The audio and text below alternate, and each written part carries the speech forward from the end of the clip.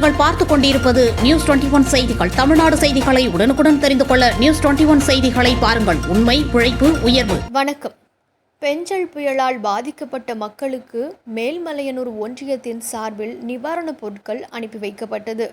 விழுப்புரம் மாவட்டம் மேல்மலையனூர் ஒன்றியத்தில் பெஞ்சல் புயல் மற்றும் மழை வெள்ளத்தால் விழுப்புரம், கள்ளக்குறிச்சி, திருவண்ணாமலை மற்றும் கடலூர் ஆகிய மாவட்டங்களில் பாதிக்கப்பட்ட மக்களுக்கு ஒன்றிய குழு உறுப்பினர் நெடுஞ்செழியன் தலைமையில் ஒன்றிய குழு உறுப்பினர்கள், உள்ளாட்சி பிரதிநிதிகள் மற்றும் திமுகவினர்கள் இணைந்து சுமார் 3 லட்சம் ரூபாய் மதிப்பிலான அரிசி, பிரெட், தண்ணீர், போர்வை, துண்டு உள்ளிட்ட நிவாரணப் பொருட்கள் வட்டார வளர்ச்சி அலுவலர் சையத் முகமது முன்னிலையில் மேல்மலையனூர் ஒன்றியத்தின் சார்பில் அனுப்பி வைக்கப்பட்டது.